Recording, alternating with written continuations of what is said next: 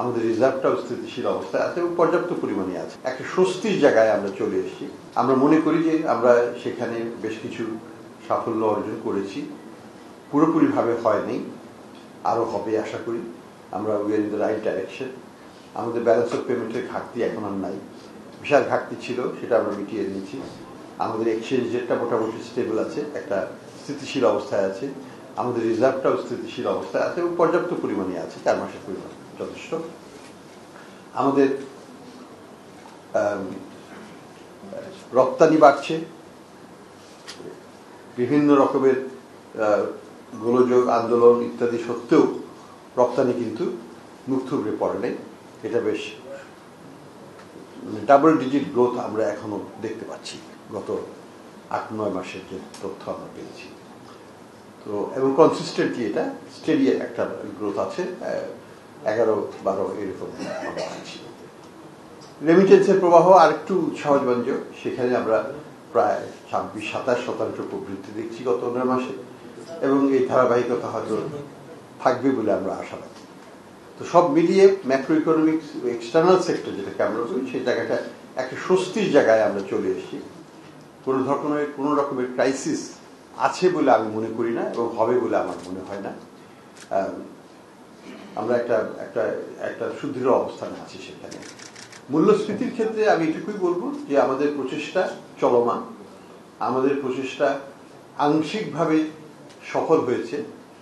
আপনারা জানেন অগাস্ট মাসে যখন নতুন তথ্য আসলো প্রথম, আগে তো তথ্যটাকে কমিয়ে দেখানো হতো, ফলে সেখানে 9.9-এর উপর উত্তর আসে।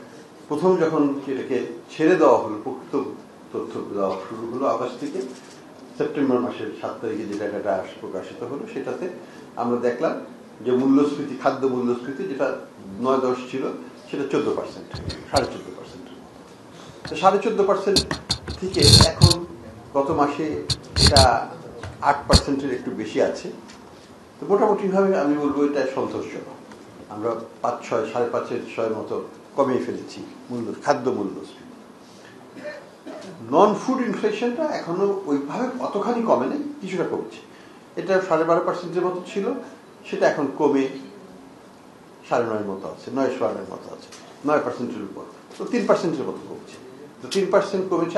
আমি আশাবাদী এই কারণে যে এটা আরো কমবে সামনে, কারণ সাধারণত বাংলাদেশের ক্ষেত্রে বা আমাদের মতো দেশের ক্ষেত্রে খাদ্য মূল্যটা যখন বাড়ে তখন নন ফুডটা সেটাও বাড়ে, কিন্তু 2-3 মাস 4 মাস পরে বাড়ে, আস্তে আস্তে বাড়ে। কারণ খাদ্য মূল্য বাড়লেই মানুষ কষ্ট পায়, কিন্তু তখন তার 2-3 মাসের মধ্যে রিক্সা ভাড়া বেড়ে যাবে, বাড়ি ভাড়া একটু বাড়বে, এটা একটু বাড়বে, সেটা বাড়তে বাড়তে বিভিন্ন সার্ভিস সেক্টরে চুল কাটার খরচটা একটু বেড়ে যাবে, সবই একটু একটু করে বাড়বে কয়েক মাসের মধ্যে।